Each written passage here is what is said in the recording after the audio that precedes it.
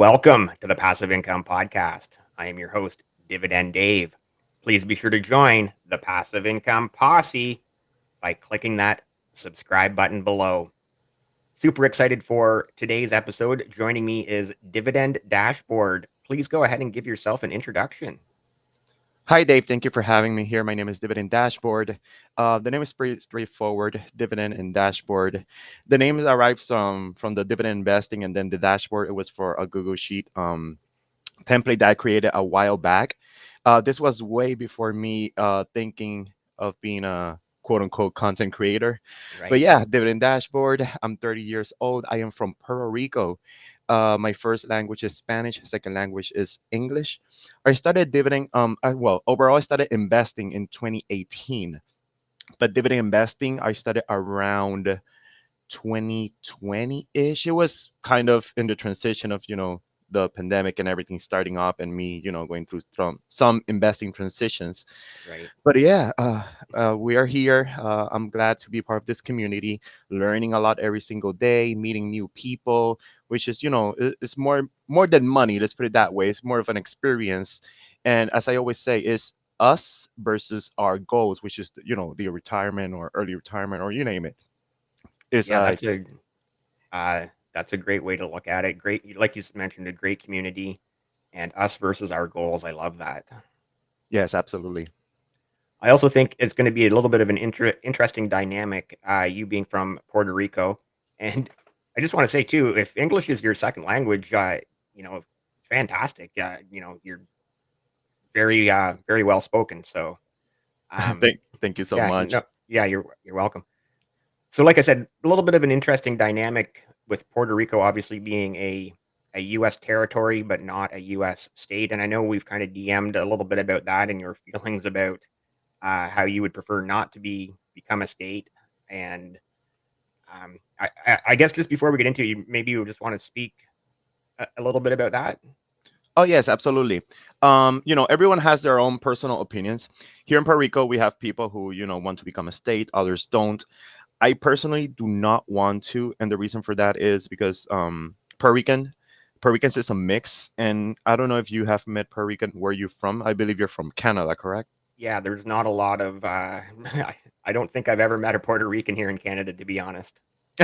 No worries. So I've been to the States, right? And when you see a Puerto Rican, like you will notice, like, it's some of their way of speaking, their attitude, the way they are. We are very warm people. And I believe like turning into a state, even though we get, some sort of benefit as being a state, what worries me more is losing our identity Right, of Puerto Ricans because right now there's several laws that allows Americans from the mainland to come to Puerto Rico and pay zero capital gain taxes. But there's a drawback for that. They have to like invest in Puerto Rico. So what they do is they get Airbnbs and they quote unquote pay someone to clean their Airbnb. So that's their way of creating a job, and that's how they pay zero percent capital gains. And I don't mind having visitors. As I said, we are very warm people, but right, at the same time, it feels like we're getting pushed out of our own home. And I believe being a state, we're just fully unlocked. The doors already unlocked, but it will fully unlock the gates. right. So, gentrification, displacements. I really do not want to see that, right? I do want people to visit our island. I want them to enjoy, what we live, our beaches, our mountains, our rivers, everything. Everyone is welcome, absolutely, yes. But at the same time, people live here, and I don't want to be displaced as well. Yeah, no, that's a great point. Everyone wants to keep their own cultural identity, and so I can definitely see that. And yeah, obviously Puerto Rico is a tourist destination, right, in the Caribbean, where, you know, us up here in the north, we'd like to get there, go down to those islands in the winter and escape the snow and the ice and the cold. And Oh so, yes. yeah, it would definitely be a great place to visit, I'm sure. Oh, definitely. It's in the Caribbean, so most of the time it's very warm here. Here, like the lowest. I experienced, it was at the beginning of this year in January. I went to do camping, and it dropped to around 50 Fahrenheit. But Yeah, usually here is, and where I live, the lowest it can go, it could be like 70. right. Yeah, 50 degrees Fahrenheit is around 10 degrees Celsius. So, yeah, again, coming from Canada, we call 10 degrees Celsius like pretty moderate. That's nice weather. So for us, that would be super cold. Right. Yeah. Interesting. So yeah, let's get into it. You mentioned kind of starting investing around that 2018 timeframe, and then getting more into the dividend focused at the start of or sometime during COVID. Mhm. Um, I guess first, what got you started in 2017 or 18, and then the shift as the pandemic got underway. Oh, absolutely. Yes. So Um, I am an ex-professional athlete. I used to, since high school, I used to do a lot of sports, especially track and field. My specialty was 400 and 800 meters. So I was, when I was in school, in high school, when I was around 16, 17, I was already competing with people in the university, university Wow. students. Like I had Right. talent, Yeah. right? Yeah. So that got me into the university as well with the track and field team. And then I noticed that they were having like problems with the funds, and I needed money. So I had to get a job, and it was very difficult at that time to get a job because I was an athlete my whole time. I didn't have any experience. So I got my first job was into the hotel industry, and I was a bellman. And like restaurants, hotels, cruises, the more packed days are usually the weekends. So Right. coming from a background of, studying from Monday to Friday and then weekends off, and then getting this first job, which is totally the opposite, that on weekends I have to work more, on Christmas I have to work, on New Year's Eve I have to work because, there's clients, there's tourists staying at the hotels. So it got me into my head thinking like, wow, is this what I have to do for the rest of my life? Like miss special days with my family, friends and all that stuff while everyone is enjoying, working on a Saturday, you seeing your friends at the beach, and then you gotta work till 11 p.m.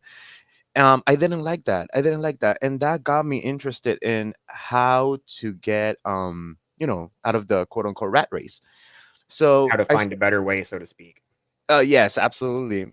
And so I got into dividend I mean, investing overall in around June, July 2018.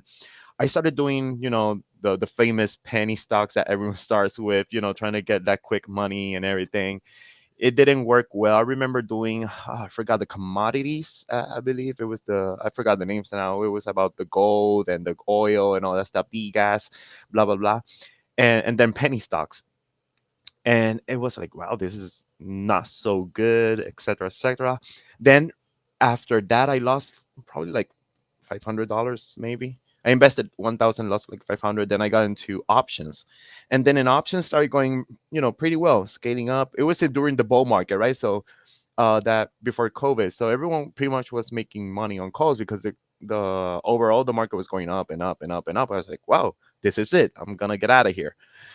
Then since newbie investor, no experience, I got into, I remember clearly it was like a call with AT&T. But since AT&T is a company that doesn't move that much, it has no volatility, it's a low beta. The theta started, the time decay started eating my options. I started losing money and money and money, and it got to the rate that I destroyed the account.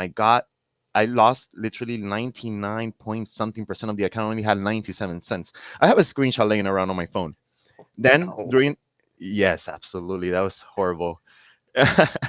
And then during that transition of losing money, I got into this toxic behavior of, as soon as I woke up, got my phone, get into the Robinhood account, which is the one I use, and start looking at the options, right? It wasn't healthy because I was doing that every single day, and then getting depressed of not making money.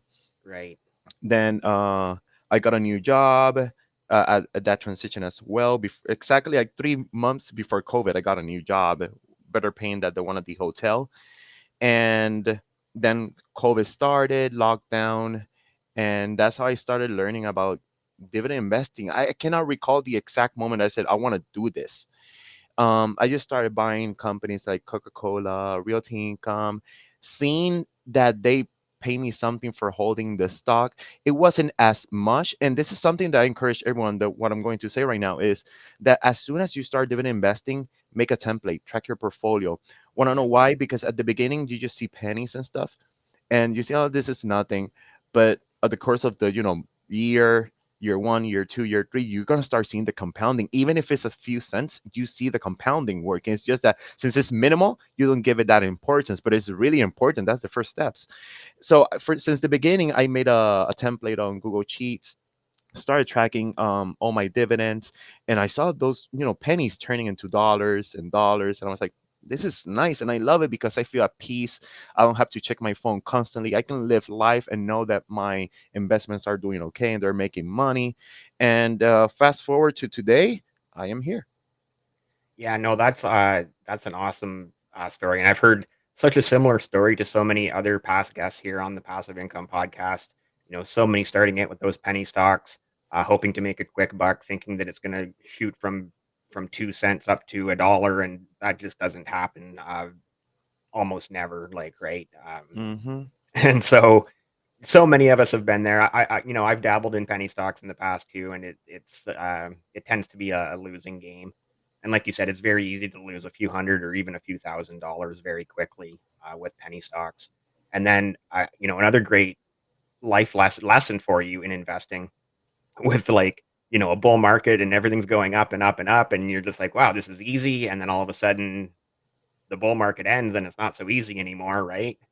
Oh yes, absolutely. I'm thankful for that because you learn from experience. Yeah, You don't learn exactly. from constantly winning. In order to become the best version of yourself, you need to tumble. You need to go down. But not just down, and get depressed. Like analyze the situation, right? Analyze what happened and take that experience, implement it into your strategy, and continue improving yourself, not just as an investor, because this applies to life as well, but as becoming a better human being. This the massive loss that I had with the options, it got me to the point that I don't have emotions in investing, which is very good. Right. I can see right now my portfolio go down, and zero emotions, not happiness. I mean, a little bit of happiness. I can buy companies at a discount, but I don't panic. Right. Is the negative emotions do not exist. You made another very important point there too, which is tracking right from the beginning.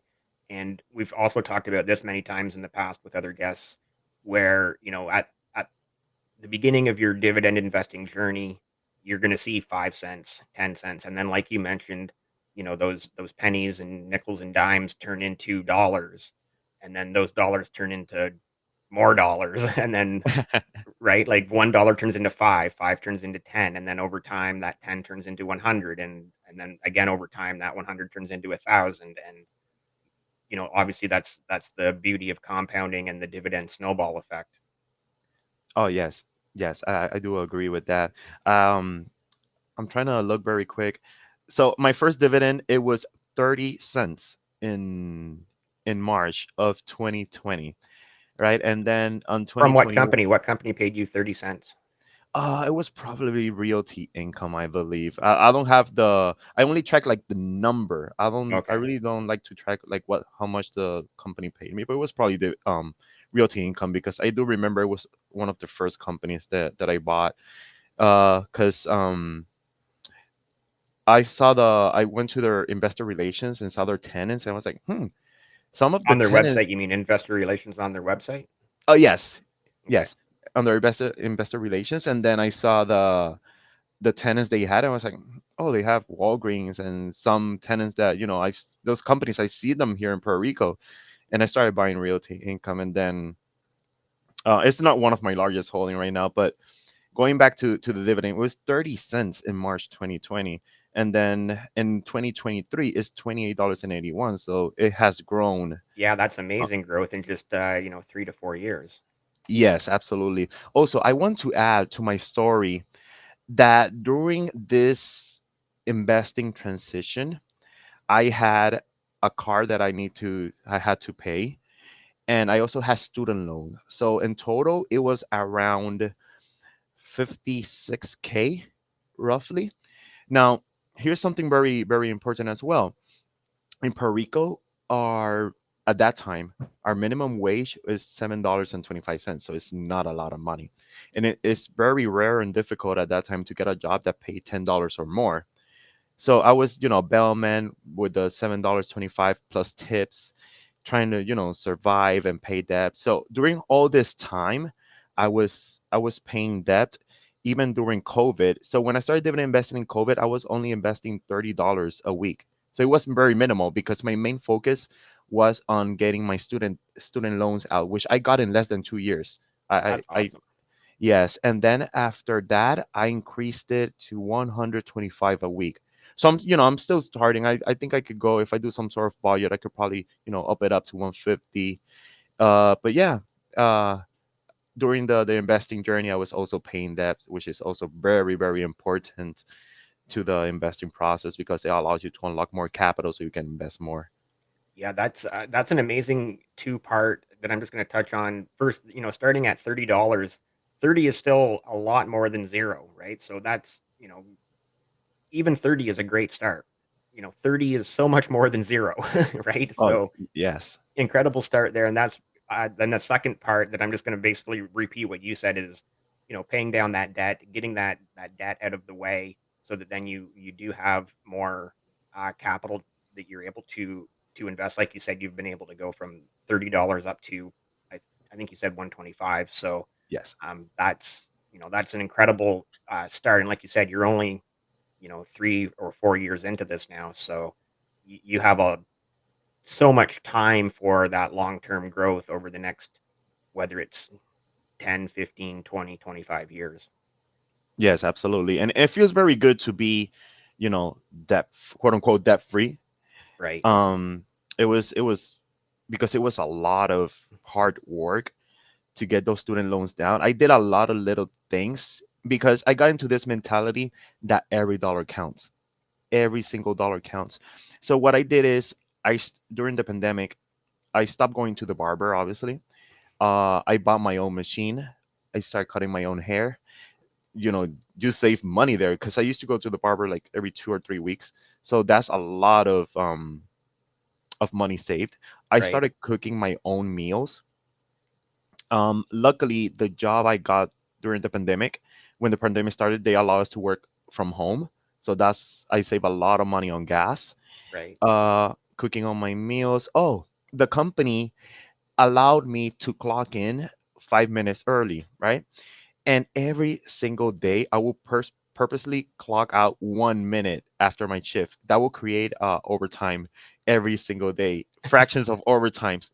And I will sometimes, if I got like a last minute call, I will attend the call, get some those 10 extra 10-50 minutes overtime, and I will do it every single day. I told you I got into the mentality of every dollar counts, and that allowed me to compound into repaying debt, without counting the salary raises that the company gave me and all that stuff. So again, every dollar count. And getting, at that time, it was 23K. Getting 23K down in 1 year and 8 months, it was crazy, yeah, but that's I made it. phenomenal. That's phenomenal, and like you said, every dollar does count, or you can make every dollar count, and I know even I myself and most of us are guilty of, like, you just see something and you buy it because it's like, "Oh, that's only 2 or $3, and, oh, I can use it for this or that," and then, like, 5 days later, it's like, "Did I really need that?"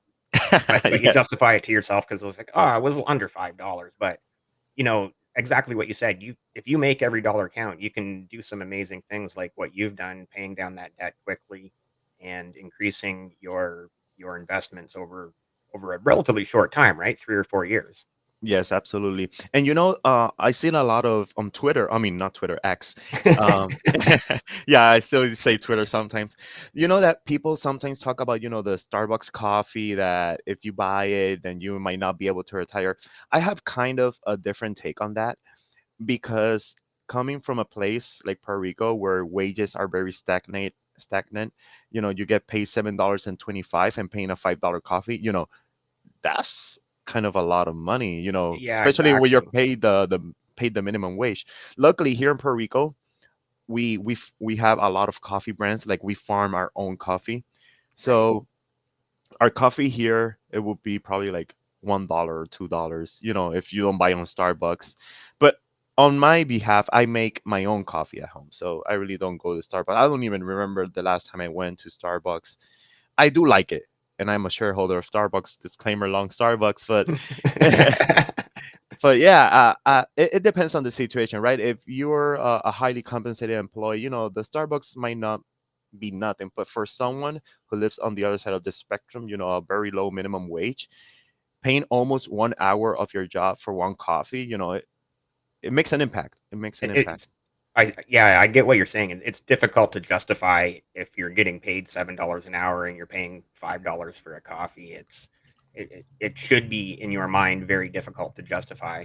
Um, but I Mhm. also kind of I agree with you too that it's not the end of the world if you do go and buy a Starbucks every now and then. Like you do, at the end of the day, you also have to enjoy life, and maybe that's one of those things where I was just talking about where you think, oh, it's under five or it's $5 or $4 or whatever, and so it's one of those things where it's like it's not the end of the world if you go and spend that $4 or $5.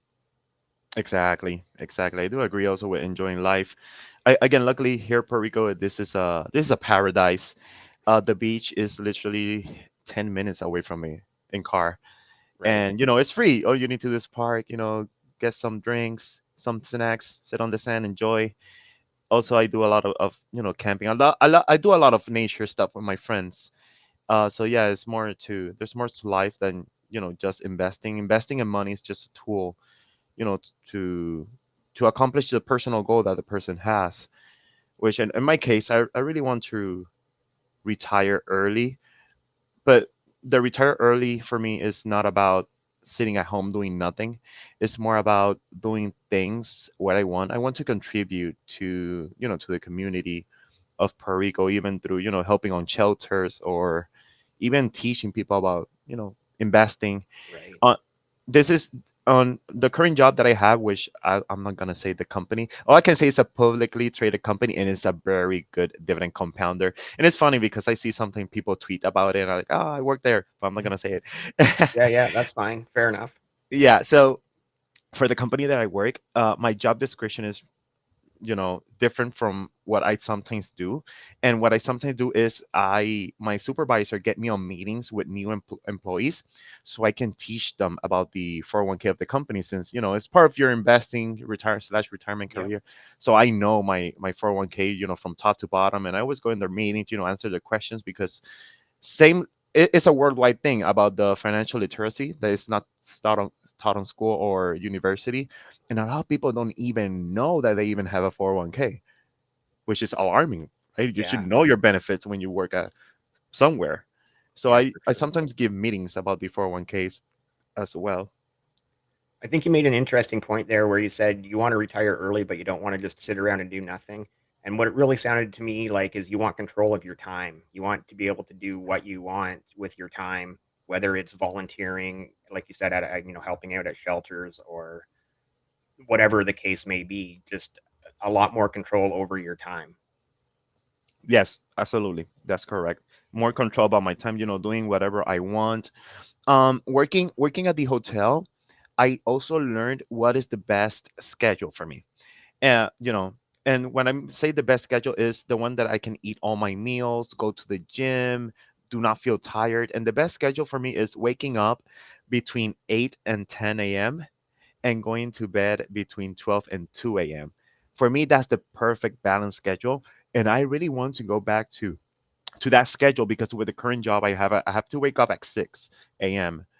and clock in at 7. So it's kind of I'm still sleepy at that time. It's Yeah, crazy. yeah. You're My used to body's island life, man. yeah. Interesting. Okay, so you've mentioned a few companies that you hold in your portfolio. You mentioned Realty Income. I think you said Coca-Cola, Starbucks. Obviously, some of the more major brands in from the United States. I'm just hmm kind of curious, what else does your portfolio look like overall? All right, so right now my portfolio is $14,427.55. I currently hold 21 companies. Out of that portfolio value and buying power, I have 619. That buying power came from the sale of 3M and AT&T. So going through my portfolio very quick, gonna name all the tickers. I got Apple, Colgate, Coca-Cola, Realty Income, Stack Industrial, Procter and Gamble, Waste Management, Clorox, Kroger, Kimberly Clark, Starbucks, J.P. Morgan, Home Depot, J&J, Nike, Digital Realty Trust, AbbVie, Texas Instrument, Hershey's, Pepsi, and Visa. Those are my current holdings. Yeah, wow. And so basically, I'm just hearing, you know, as you're reading those off, I'm just hearing in my head and seeing in my head the Twitter, or as you said, X, where they're just all fan favorites, right? Like, yep, fan favorite, fan favorite, fan favorite. Visa, AbbVie, um, everything else that you mentioned there, Johnson and Johnson, Yeah, they're well mentioned in the investing community. and for a reason, right? Yeah, quality companies, right? Others, some are currently underperforming the market, but that does not take, the quality of the business overall, right?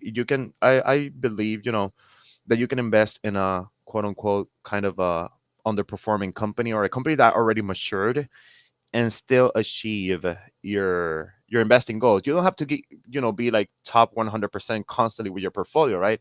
You can have some underperformers and still, accomplish your goal, which is the main purpose at the end of the road. Obviously, if you invest on the top 1%, the best of the best, it might help you to reach it quicker. But is it necessarily needed? Not really. You're not a super investor like Warren Buffett that they constantly, sell, buy, because they're their investing process is different than us. Warren Buffett is not investing to retire early, right? Like he's a billionaire. So sometimes you have to be careful when following them in terms of, is their goal the same as me? You have to follow someone who you can relate to. I do have, a YouTuber that I constantly, kind of relate to, but I don't fully follow him because his investing thesis is a little bit different in a way. Right. The purpose is the same, but it's kind of a different. I don't know if I can mention his name if it's Yeah, okay with. for sure. Yes, and that'll be Joseph Carson. Um, he's a dividend investor like me. He has obviously two portfolios, but regarding the passive income one, he constantly states that he invests in the 1% of the 1%. Right. So that means any little fundamental decline, he will sell the stock. He will sell it, and that I personally do not like that. I mean, no hate to him, respect to all his work Yeah, for sure. thesis and stuff, but also selling companies, like one of the latest one he sold Starbucks and Pepsi. I believe he also sold Nike. I mean, those are amazing companies, but Right. again, it's because of his investing thesis that he wants to be on the 1% of the 1%. I don't want to follow that, right? I believe holding Starbucks, holding Nike, I still can accomplish my goals. Those are high quality companies with good financials that they continuously increase their dividend, but also the company is continuously expanding. So they're not a bad company. And he also says that as well. He's very open about, don't follow me. Yeah, he's like, This is just this is me the way giving my I'm doing it. opinion. You don't have to do it my way. This is the way I do it. Exactly. And Yeah. people still, I don't blame him. I blame some, people sometimes follow YouTubers, just Way too much. This is yeah, not financial advice. We're just here having a conversation, basically, right? exactly. Just think like you're at a bar with your friends and you're talking about investing. Put it like that. You're just, sharing opinions, but they're not forcing you to buy something. So you can, for example, this is just me. This is my assumption. When Joseph started investing in Vichy and Texas Roadhouse, um, I follow his content very closely. I'm part of his Patreon. When he started investing in those two companies, out of nowhere, started seeing those companies all over Twitter. Right. It's like I know he has, some sort of media effect because of his opinion and investing thesis and the way he presents the his analogy and his videos, but you can clearly see that some people follow other people and don't have their own um That's just people's investing thesis. laziness and their lack of willingness to do their own due diligence and do their own research. They just want someone else's opinion and hope that that's good enough. I guess I don't know. Yes, absolutely. The same thing will be with that aroma, where you can see the super investors portfolio movements. Um, those are three. There's a 3 day 3 month delay on those on that information, right? Right? So it was like 2 weeks ago, 1 week ago, that the page got updated with the new trades. Like microbrewery being bearish on the market and all that stuff. Like Yeah, that was between the span of 3 months ago. So you don't know if he still holds that. Like don't copy, because that transaction could be already owed. yeah, You yeah. know He was these. shorting something, and it was like, and then it came like, yeah, you're right. That came out that information was 3 months old, and it's like, well, I hope you're Yeah. not following what he said yesterday if the information is 3 months old already. Yes, absolutely. I do want to talk about there when you were going through your portfolio list and you mentioned that you had sold 3M and AT&T, and I know you have a video about it on your YouTube channel, and I am going to pull up your YouTube channel here shortly. Hmm. But just curious, what was your reasoning for selling those two companies? Oh yes, let's start with AT&T. So AT&T belongs to a business which is, the telecom, which is super high capital intensive, right? Very. Uh, so they have to constantly be innovating and investing to provide the quote unquote best service among the other peers. So everyone, not only AT&T but also T-Mobile, Verizon, they're all constantly investing. Right now with the 5G, probably in the few years we're gonna see the 6G. Who knows? Yeah, So they're seven. Who knows too? Yeah. So it's a highly high capital intensive business with a low ROCE. So the return investment employed is very low. And the price, man, the price is like on a 30-year decade low. And then seeing their debt around 200 million, I believe, or Yeah, they billion, carry a something lot of like debt, that. Yeah. right? Yeah, and being in a high interest rate, obviously they cannot pay that in full, so they need to constantly, um how do you say, I forgot how to say the word in English, like, when you put the when you extend the debt into a new interest rate. So you have that debt into a new interest rate, so in the long term you're going to be paying more and more and more and more. And Yeah, it you was become overextended on your debt. Yeah, and it was holding my portfolio like a lot. Like I could not justify, like some people do, like, oh, it pays me a dividend. Okay, but it's deteriorating in capital price. Like, what's the Right. point? And I was like, it's better to just let go of, the company, because besides the debt, the fundamentals and financial overall, um they were not my liking. And they are paying their debt. They are. When you see their debt graph, it is slowly going down, but it's just too much money. What's the point of me holding AT&T in 20 years when I could probably invest that money, I don't know, in MasterCard, Visa, and it could have a massive growth. And I also was reading an article about the dividend initiators and dividend growers. They do way better in every aspect, in terms of, growing your portfolio, but also defending versus a market downturn. They do tend to do well over the long term. So Right. that's for AT&T. Now for 3M, there was a lot of 3M has a lot of uncertainty, especially Yes. with the Lawsuits. lawsuits. Yeah, the Forever Chemicals, and then the military one. Um, but my analogy was, before the military lawsuit, the the company's already a mature one, so there's slow growth, right? So having these two situations that could negatively impact your cash flows, already the company's not even growing overall. So Right. um I really hope they don't cut the dividend. They already declared recently, that they're going to continue paying it, but I have to keep in mind as well that the company comes before the dividend. And if they have to cut it Yeah. to make the company survive, they will do it, Of right? course. And right now, nothing is settled. So we don't know a price target. We don't know what is going to be the impact. We don't know nothing because some lawsuits are still pending.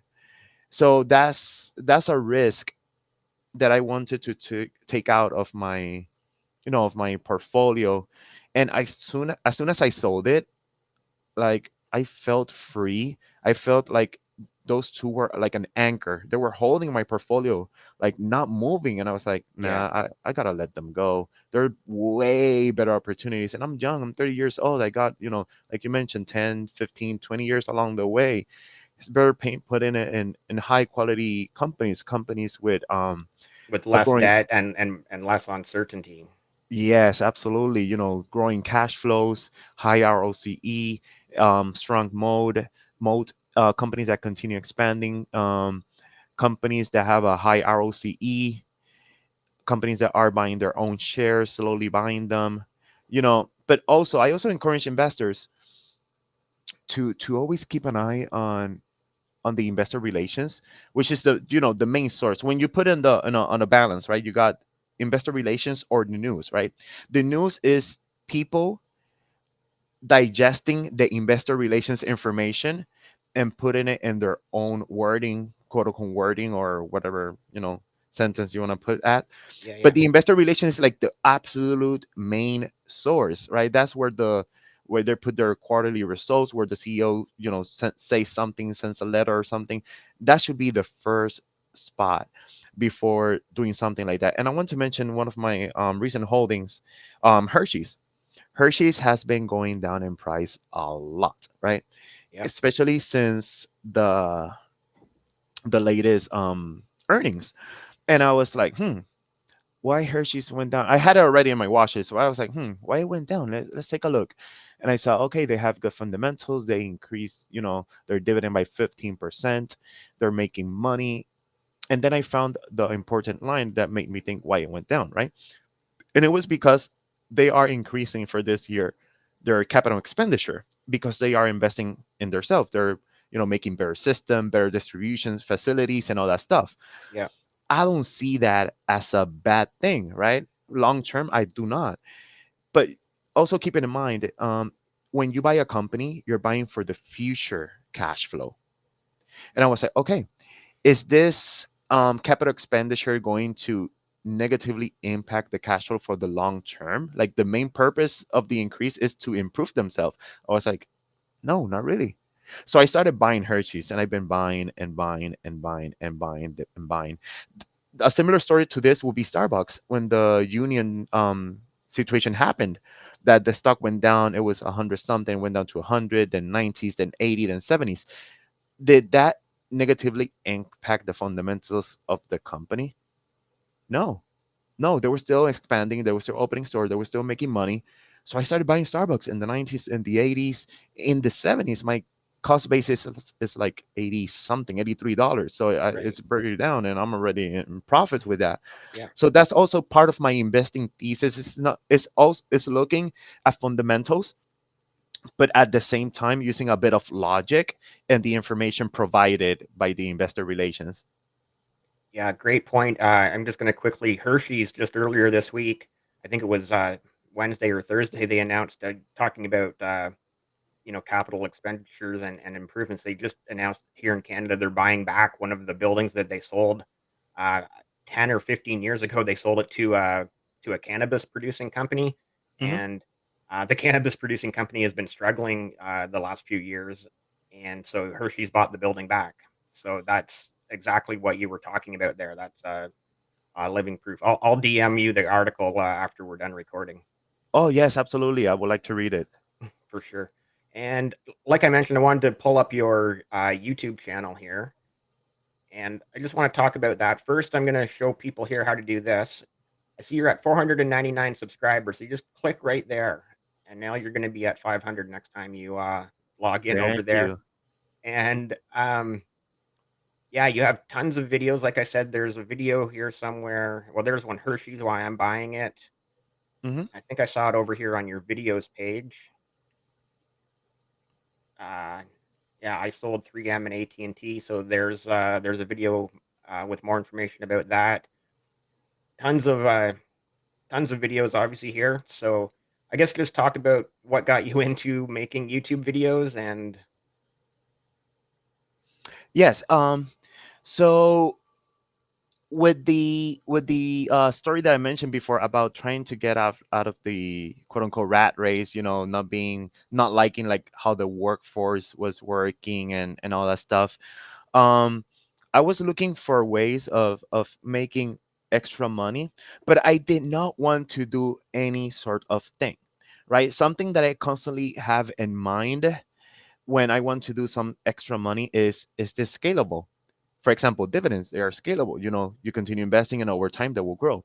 For me, YouTube and also now X, which I am not monetizing, for me, those are scalable things, right? Long yeah, term, you get subscribers, you get watch time, then you get monetized, you start earning some income, then your channel grows, and then you get more viewers, and the money, not always, but it can go potentially up over time.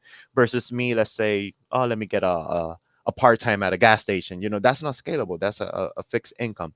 right. So I also always loved to document my story, right?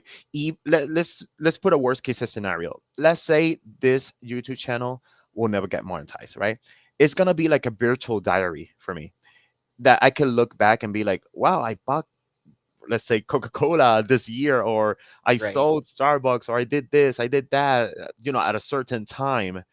And it works as a virtual diary for me. So if it doesn't work, I can still look back and cherish the good moments, because it's a good experience. I learned about video editing, how YouTube works. So it's a fun and good experience overall. So yeah, what pretty much got me is just documenting my story, and also the scalability at the same time. Because if I can make money from this, then good, good. Because Yeah. here in Puerto Rico, as mentioned, the medium here is very low. It's like 22K a year. And getting side hustles, scalable side hustles like YouTube or Twitter. Um, Yeah, here I have your X page up on the screen yeah, now. thank you, thank you.